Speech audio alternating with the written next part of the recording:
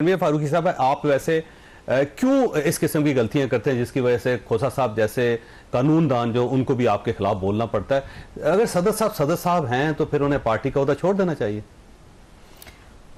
शुक्रिया जावेद साहब। देखिए, बात यह है कि ये माने या ना माने, ये तो खैर कुछ भी नहीं मानते ना। सुन्नी इत्तेहाद वाले सिवाय कैदी नंबर 804 के अलावा किसी को कुछ भी नहीं मानते। इनके लिए इस मुल्क के अंदर अगर कोई मसला है तो वो कैदी नंबर 804 है। इस मुल्क में ना गुर्बत है ना बेरोजगारी है। वो अपने लीडर की बात कर रहे हैं। सबके लीडर जेलों में गए, हमारे तो लीडर शहीद भी हुए। शहीद जुल्फिकार अली भुट्टो साहब शहीद हो गए, मोहतरमा बेनज़ीर भुट्टो साहबा शहीद हो गई, आसिफ अली जरदारी साहब ने 11.5 साल कैद काटी। ये तो कुछ भी नहीं है। मुल्क में और भी मसाइल हैं, और जिन लोगों ने इनको वोट दे के पार्लियामान में भेजा उनके भी मसाइल हैं।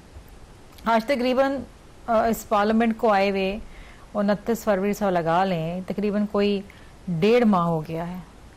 बहुत सारे मौके आए जहां पर ये मुल्क की मसाइल की बात कर सकते थे, अवाम की मसाइल की बात कर सकते थे, लेकिन इनको सिर्फ एक प्ले कार्ड उठा के रखते हैं, कैदी नंबर 804 और इमरान खान को रहा करो। और इनकी जिंदगी में इनको इजाजत ही नहीं है कि कोई और बात करें। मसला ये है, इजाजत कहां से लेनी है?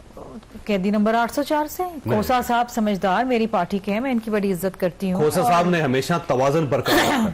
हाँ, नहीं, बात यह है कि खोसा साहब ने अभी तक कोई बात मुतालबात उनके कानूनी है। वैसे खोसा साहब के बात यह है कि आज एक सिविलियन प्रेसिडेंट जो तारीख में दूसरी बार इलेक्ट हुआ है, ये भी तारीख है, और 7वीं बार खिताब कर रहा है। ऑफिस ऑफ द प्रेसिडेंट को आप रिस्पेक्ट दें, एक कॉन्स्टिट्यूशनल ऑफिस है। आप सुने उनकी बात। सदर साहब की तकरीर के अंदर क्या बातें थी?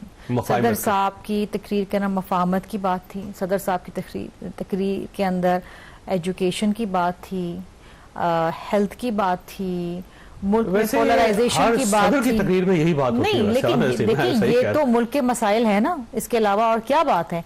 आज आपका क्या इशू है इस मुल्क के अंदर? जो पोलराइजेशन है इस मुल्क के अंदर, जो इंटरनल इश्यूज हैं, जो एक्सटर्नल इश्यूज हैं, यही तो मसले हैं ना। और इन मसलों का हल क्या है कि आप ये पोलराइजेशन, ये तकसीम को खत्म करें, साथ बैठें। बड़ा मौका, सुनहरी मौका है जो आपको मिला है कि इतनी सारी जमातें पार्लियामान के अंदर हैं। आप बैठें, मुल्क की मसाइल पे बात करें। चेयरमैन साहब वो आपको मानते नहीं, वो सदर साहब को सदर साहब नहीं मानते। सदर साहब मानते नहीं है। फॉर्म 47 चौधरी साहब, अगर ऐसी बात थी तो फिर प्रेसिडेंट के इलेक्शन में हिस्सा क्यों लिया? प्राइम मिनिस्टर के इलेक्शन में हिस्सा क्यों लिया? चेयरमैन सेनेट के इलेक्शन में हिस्सा क्यों लिया? स्पीकर के इलेक्शन में हिस्सा क्यों लिया?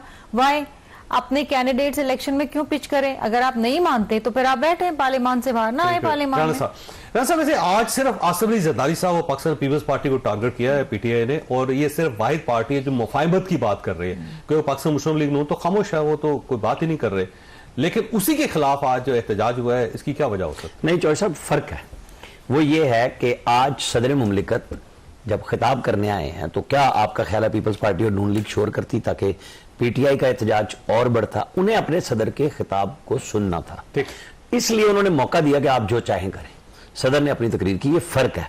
और ये हमेशा से टारगेट सिर्फ आसिफ अली नहीं, क्योंकि आज मुकर्रर वो थे ना। अगर अपोजिशन में गवर्नमेंट साइड से कोई बोलता तो फिर बोलते। उनका मकसद था कि सदर साहब स्पीच करें।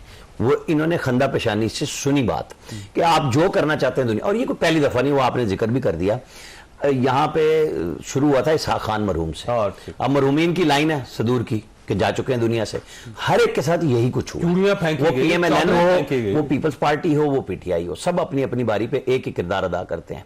लिहाजा वो जो कह रहे हैं ना बैरिस्टर गौहर साहब, मैं लतीफ खोसा साहब का नाम इसलिए नहीं ले रहा कि उन्होंने कहा ना हम सदर को मानते हैं ना वजीर आजम को गैर कानूनी है। मेरा सवाल सिर्फ ये है कि इनका कानूनी वजीर आला केपी गंडापुर साहब क्या लेने आते हैं वजीर आजम के पास? अगर गैर कानूनी हक लेने आते हैं, हाँ, तो भाई वो गैर कानूनी है, फिर क्यों मांग रहे हैं? मतलब बात यह है कि आप मानते हैं या नहीं मानते हैं। हकीकत यह है कि सदर भी मौजूद है, वजीर आजम। और जो दूसरी बात आपने की कि आसिफ अली जरदारी, सदर मुमलिकत का खिताब हुकूमत का आयनादार होता है, दोनों मिलकर बनाते हैं। ये कोई मुखालिफ मुतारिब सदर नहीं है कि जी पार्टी कोई और है। ये मुफाहिमत का मैसेज कबूल ही नहीं कर रहे। देखे ना, शहबाज शरीफ और आसिफ अली जरदारी ने उस वक्त दिया जब इमरान खान वजीर आजम बने। उन्होंने कहा ये चोर है, ये डकैत है, हम नहीं मानते। उन्होंने मिसाक मईशत की बात की थी। ये जितनी बात करते थे इन्हें गाली ये पड़ती थी कि ये तो नीचे लगना चाह रहे हैं, ये तो अपोजिशन ही इमरान खान की दबाम दे रही है कि ये कोई तहरीक नहीं कर रहे, ये जुलूस लेके आते हैं और वापस चले जाते हैं।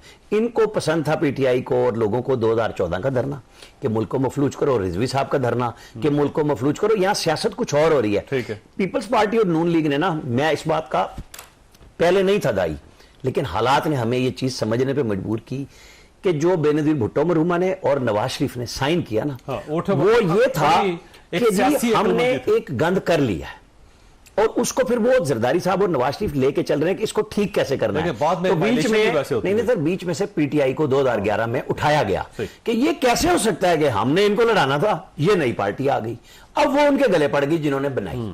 अब मसला ये है कि उनको भी समझ नहीं आ रही, समझ किसी को भी नहीं आ रही, फैसला पार्लियामेंट में कर लेना चाहिए कि हमें आइंदा का इलेक्शन कैसे करना। इसके अलावा कोई और ऑप्शन नहीं है। लेकिन और आप पहले दिन से ये बात कर रहे हैं। मैं कोच साहब के पास जाकर दोबारा आपकी तरफ आऊंगा।